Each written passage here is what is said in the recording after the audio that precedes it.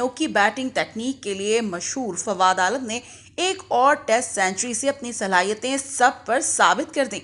फवाद आलम ने test cricket में तकरीबन 1 साल कबल वापसी की और अब तक वो 4 सेंचुरीज बनाने में कामयाब हो चुके हैं। उन्होंने ये सेंचुरीज न्यूजीलैंड, जनूबी अफ्रीका, जिम्बाब्वे और वेस्ट इंडीज के खिलाफ बनाई हैं। फवाद आलम ने जनूबी अफ्रीका के खिलाफ 109, न्यूजीलैंड के खिलाफ 102, जिम्बाब्वे के खिलाफ 140 रन की शानदार इनिंग्स खेली।